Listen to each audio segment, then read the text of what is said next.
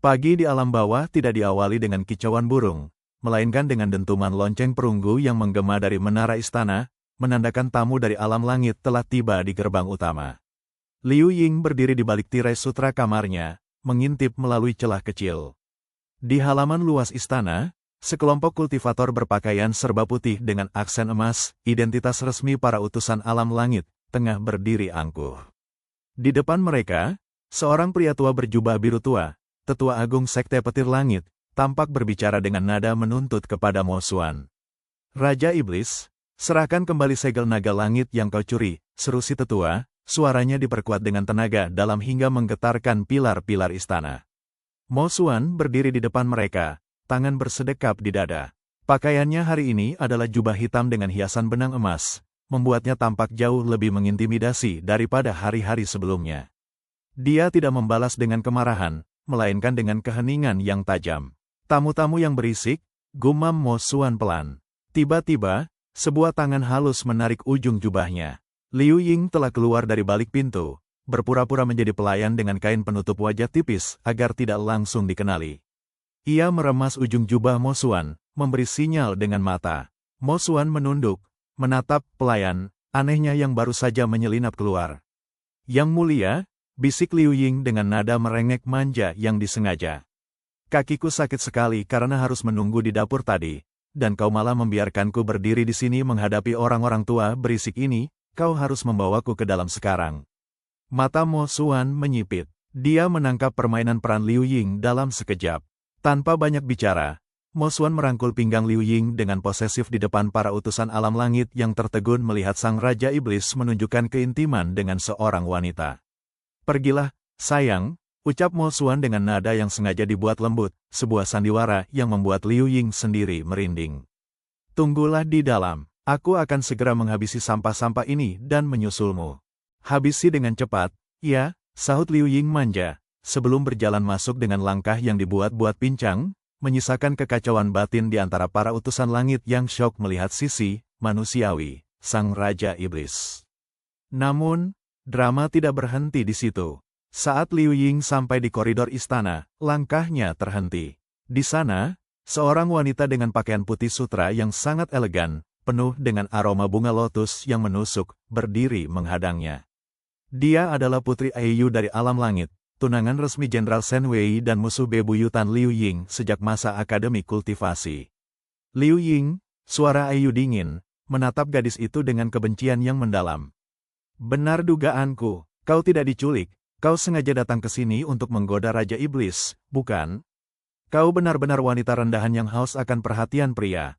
Liu Ying tersenyum tipis. Sisi logisnya segera menganalisis posisi. Aiyu sendirian, sementara pengawalnya masih tertahan di halaman depan. Putri Aiyu, Liu Ying melangkah maju, memangkas jarak di antara mereka. Jika aku ingin menggoda pria, aku akan memilih seseorang yang memiliki selera lebih baik daripada Jenderal Shen Wei yang hanya bisa bersembunyi di balik ketiak pengawalnya. Dan setidaknya, aku tidak perlu menggunakan wewangian lotus murahan untuk menutupi bau kecemburuanmu. Wajah Aiyu memerah padam. Dia menghunus pedang kipasnya. Kau cari mati. Aiyu melayangkan serangan angin tajam ke arah wajah Liu Ying. Namun, sebelum serangan itu mencapai sasaran, sebuah tangan besar muncul dari balik bayang-bayang, menangkap kipas pedang Aiyu hanya dengan 2 jari. Mo Xuan berdiri di sana, menatap Aiyu dengan tatapan yang siap merobek jiwa. Berani kau menyentuh apa yang menjadi milikku di dalam istanaku? Aiyu gemetar. Dia adalah pengkhianat. Dia tabib dari klan Liu. Dia adalah tabibku, potong Mo Xuan tegas. Ia menarik Liu Ying ke belakang tubuhnya, melindunginya sepenuhnya.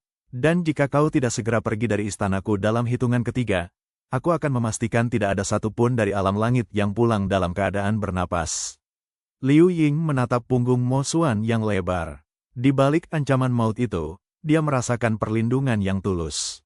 Sifat manja Liu Ying muncul kembali. Dia mencolek punggung Mo Xuan dan berbisik, kau keren sekali saat marah, Raja Iblis. Tapi tolong, buat dia pergi dengan cepat, aku lapar. Mo Xuan hanya bisa mendengus, berusaha menutupi senyum kecilnya yang hampir muncul. Drama ini baru saja dimulai, dan dia mulai menikmati perannya sebagai pelindung bagi tabib kecil yang merepotkan ini. Kepergian Putri Ayu meninggalkan jejak ketegangan yang pekat di koridor Istana Gerhana.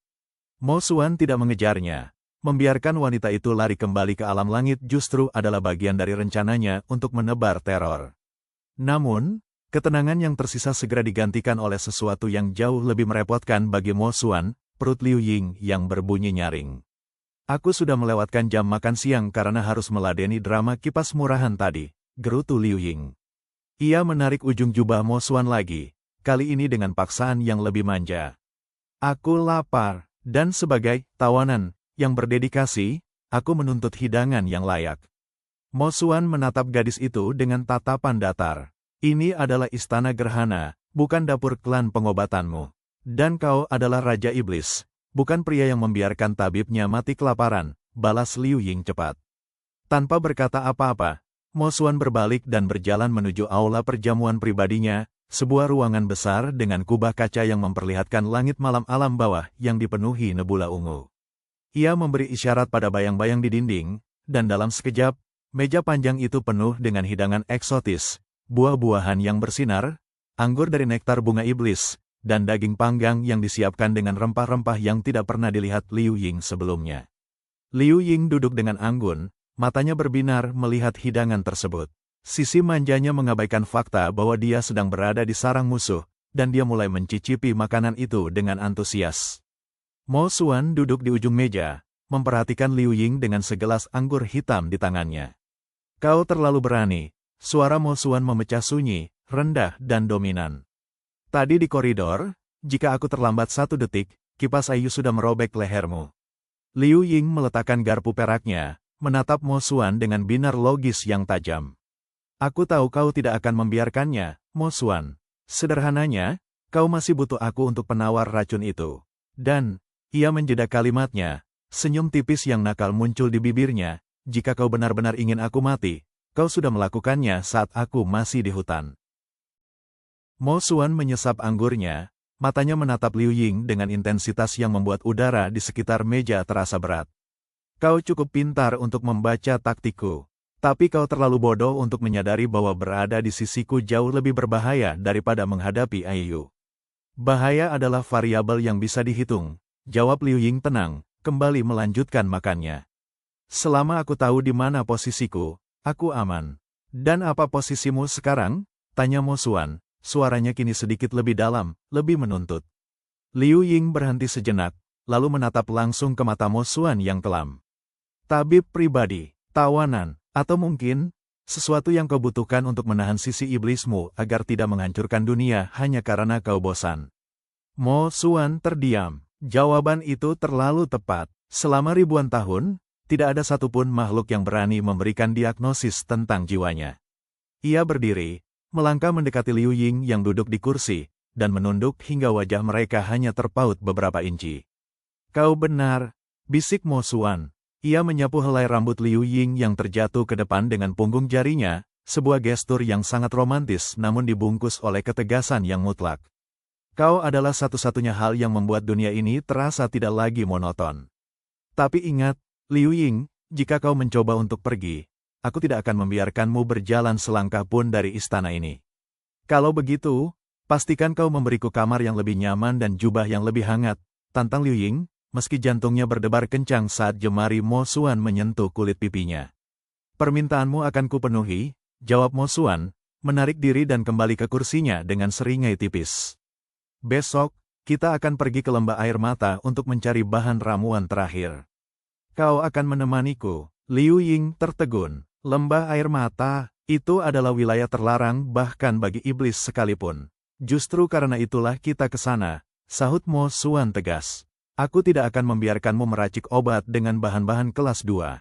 Jika kau akan melayani Raja Iblis, kau harus melakukannya dengan yang terbaik. Malam itu, di bawah cahaya nebula yang berpendar di langit alam bawah, Liu Ying menyadari bahwa dia bukan lagi sekadar tabib yang salah mengenali tunangan. Dia telah terseret ke dalam permainan kekuasaan dan takdir yang jauh lebih dalam, dan pria di hadapannya, dengan segala ketegasan dan sisi romantis yang tersembunyi, adalah satu-satunya orang yang bisa menariknya keluar, atau justru menenggelamkannya lebih dalam. Perjalanan menuju lembah air mata bukanlah perjalanan biasa. Mo Xuan membawa Liu Ying dengan menunggangi bayangan langit, makhluk tunggangan bersayap hitam yang bergerak secepat kilat menembus dimensi. Sepanjang perjalanan, Liu Ying mendekap pinggang Mo Xuan dengan erat, bukan karena dia takut, tetapi karena dia tahu inilah cara terbaik untuk tetap stabil saat menembus badai ruang. Lembah air mata adalah tempat di mana waktu berhenti. Segala sesuatu di sini membeku dalam kabut perak yang konstan.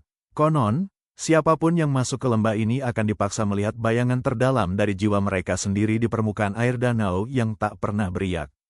Saat mereka mendarat di tepian danau, Mo Xuan segera turun, namun tangannya tetap menuntun Liu Ying dengan sangat posesif. "Tetaplah di belakangku," perintah Mo Xuan tegas.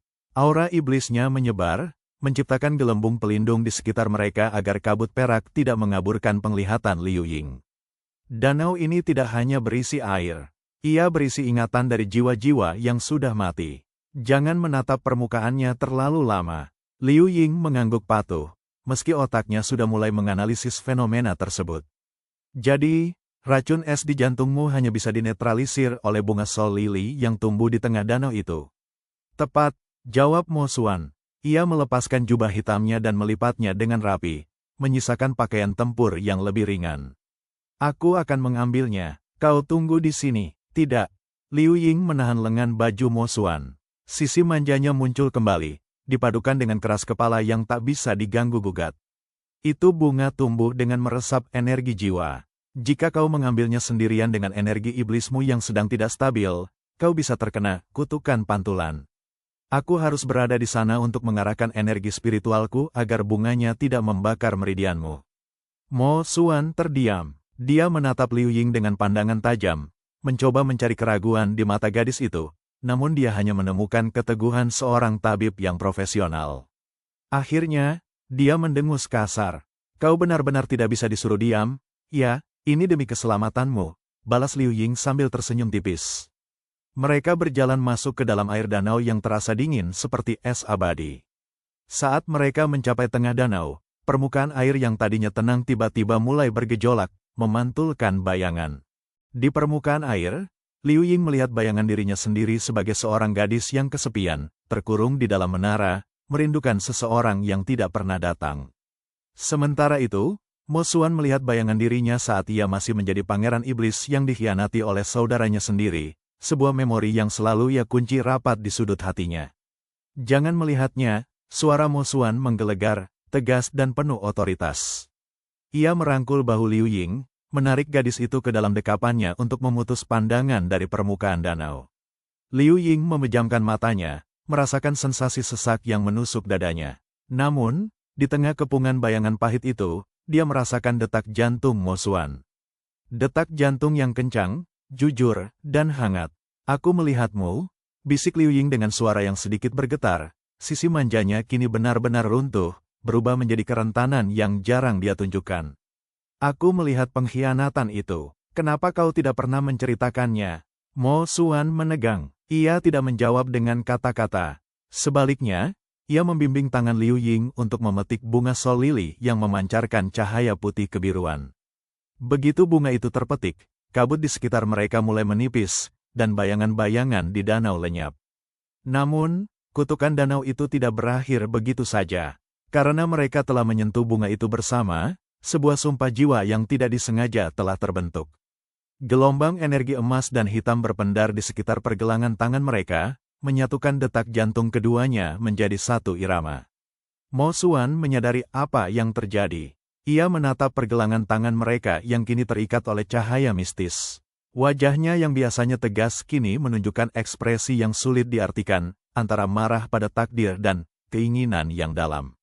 "Sumpah jiwa," gumam Mo Xuan pelan. "Sekarang, kau benar-benar tidak akan bisa melarikan diri dariku, Liu Ying."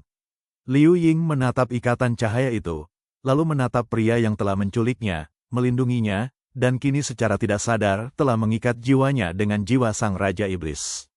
Dia tidak merasa takut, dia merasa terikat. "Mo Xuan," bisik Liu Ying, mendekatkan wajahnya ke dada Mo Xuan, "jika aku memang tidak bisa melarikan diri, maka kau juga harus memastikan bahwa kau tidak akan pernah menyesal karena terjebak bersamaku." Mo Xuan menarik napas dalam, lalu dengan gerakan yang sangat lembut, Jauh dari kesan Raja Iblis yang kejam, ia mencium kening Liu Ying. Itu adalah ciuman pertama yang tidak didasari oleh sandiwara, melainkan oleh pengakuan bahwa mereka berdua kini telah tersesat dalam takdir yang sama.